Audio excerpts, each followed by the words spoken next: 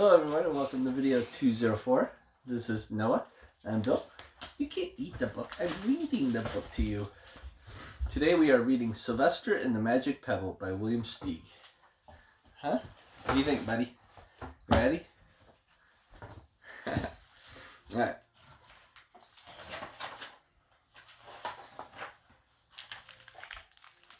Sylvester Duncan lived with his mother and father at Acorn Road in Oatsdale. One of his hobbies was collecting pebbles of unusual shape and color. There are a bunch of horses. On a rainy Saturday during vacation, he found a quite extraordinary one. It was flaming red, shiny, and perfectly round, like a marble. As he was studying this remarkable pebble, he began to shiver, probably from excitement. And the rain felt cold on his back. "I wish it would have stopped raining," he said. To his great surprise, the rain stopped. It didn't stop gradually, as rain usually does. It ceased. The drops vanished on the way down. The clouds disappeared.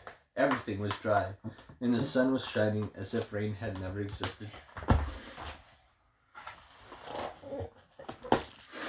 In all his young life, Sylvester had never had a wish gratified so quickly. It struck him that magic must be at work, and he guessed that the magic must be in this remarkable-looking red pebble, where indeed it was. To make a test, he put the pebble on the ground and said, "I wish it would rain again." Nothing happened. But when he said the same thing, holding the pebble in his hoof, the sky turned black. There was lightning and a clap of thunder, and the rain came shooting down. "What a lucky day this is," thought Sylvester. "From now on, I can have anything I want. My father and mother can have anything they want. My relatives, my family, and anybody at all can have everything they want." He wished the sunshine back in the sky, and he wished the wart on his left hind fetlock would disappear, and it did. And he started home, eager to amaze his father and mother with his magic pebble. He could hardly wait to see their faces. Maybe they wouldn't even believe him at first. As he was crossing Strawberry Hill, thinking of some of the many things he could wish for, he was startled to see a mean, hungry lion looking right at him from behind some tall grass. He was frightened. If he hadn't been so frightened, he could have made the lion disappear, or he could have wished himself safe at home with his father and mother. He could have wished the lion would turn into a butterfly or a daisy or a gnat. He could have wished many things, but he panicked, and he couldn't think carefully. "I wish I were a rock," he said, and he became a rock. The lion came bounding over, sniffed the rock 100 times, walked around and around it, and went away confused, perplexed, puzzled, and bewildered. "I saw that little donkey as clear as day. Maybe I'm going crazy," he muttered. What do you think?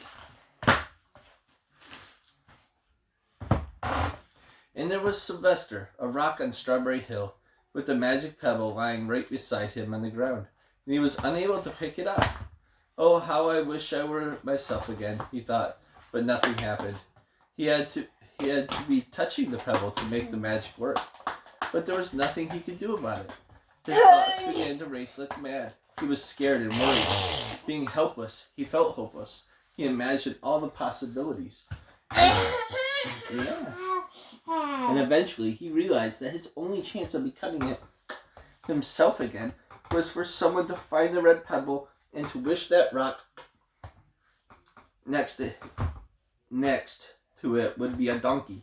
Someone would surely find the red pebble. It was so bright and shiny. But what on earth would make them wish that a rock were a donkey? The chance was 1 in a billion at best. Sylvester fell asleep. What else could he do? Night came with many stars. Meanwhile, back at home, Mr. and Mrs. Duncan paced the floor, frantic with worry. Sylvester had never come home later than dinner time. Where could he be? They stayed up all night wondering what had happened, expecting that Sylvester would surely turn up by morning. But he didn't, of course. Mrs. Duncan cried a lot, and Mr. Duncan did his best to soothe her. Both longed to have their dear son with them. "I will never scold Sylvester again as long as I live," said Mrs. Duncan, "no matter what he does." At dawn, they went about inquiring of all their neighbors. They talked to all the children, the puppies, the kittens, the colts, the piglets. No one had seen Sylvester since the day before yesterday. They went to the police. The police could not find the child. All the dogs in Oatsdale went searching for him. They sniffed behind every rock and tree and blade of grass, into every nook and gully of the neighborhood and beyond, but found not a scent of him. They sniffed the rock on Strawberry Hill, but it smelled like a rock. It didn't smell like Sylvester. After a month of searching the same places over and over again, and inquiring of the same animals over and over again, Mr. and Mrs. Duncan no longer knew what to do. They concluded that something dreadful must have happened, and that they would probably never see their son again, though all the time he was less than a mile away. They tried their best to be happy, to go about their usual ways. But their usual ways included Sylvester, and they were always reminded of him. They were miserable. Life had no meaning for them anymore. Night followed day, and day followed night, over and over again. Sylvester on the hill woke up less and less often. When he was awake, he was only hopeless and unhappy. He felt he would be a rock forever, and he tried to get used to it. He went into an endless sleep. The days grew colder. Fall came with the leaves changing color. Then the leaves fell, and the grass bent to the ground.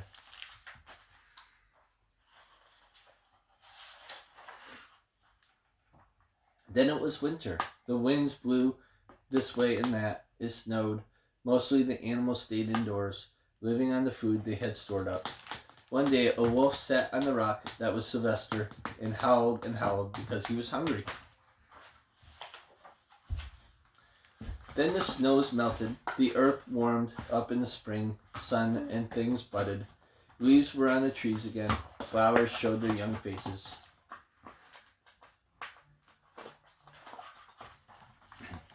One day in May, Mr. Duncan insisted that his wife go with him on a picnic. "Let's cheer up," he said.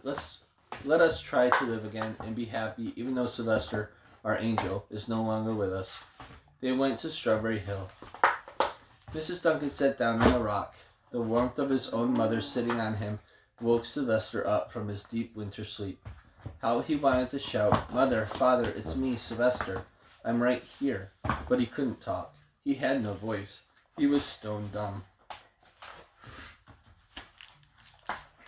Mr. Duncan walked aimlessly about, while Miss Duncan set out the picnic food on the rock.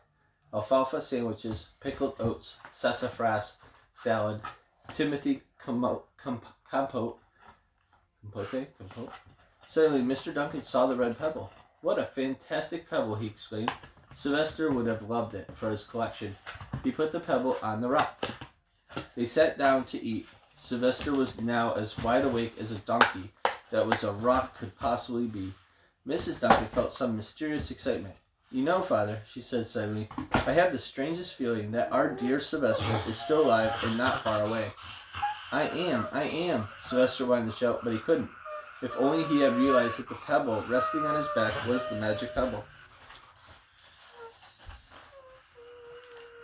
"Oh, how I wish he were here with us on this lovely May day," said Mrs. Duncan.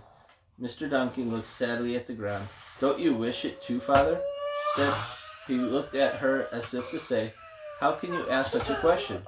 Mr. and Mrs. Duncan looked at each other with great sorrow. "I wish I were myself again. I wish I were my real self again," thought Sylvester, and in less than an instant he was. You can imagine the scene that followed: the embraces, the kisses, the questions, the answers, the loving looks, and the fond exclamations.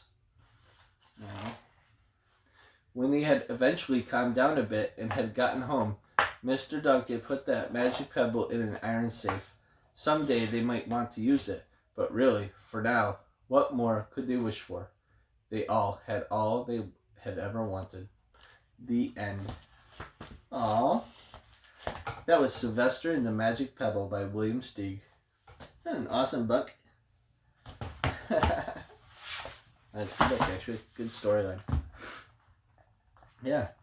So, hope you guys are having a good weekend. Today's Sunday. So, like always, guys, like, share, and subscribe to our Facebook, Instagram, and YouTube channels. Go to noahsgear.com. Check that out. Let us know what you think. Yeah.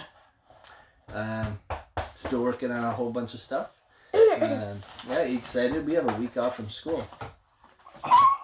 Hope you guys have some good Thanksgiving plans. We're gonna just go to my in-laws' house for Thanksgiving. Eat some good food and watch some football. That's pretty much our tradition. And then starts the Christmas season. Woohoo! Yeah. So I had a good day. We went to watch sister's indoor soccer game this morning. It's like a futsal game. It's like a really shortened indoor soccer field. Really cool stuff.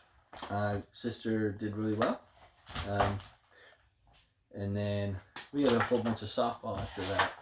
Hitting and fielding and stuff like that. That's a lot of fun. Tell us about your day. Down below in the comments. Tell us what books you're reading. Post a video here letting us know what books you're reading with your kids. Yep, see? But anyways, guys, hope you're having a good weekend, and we'll see you later. You say goodbye? Say goodbye. Alright, see you guys.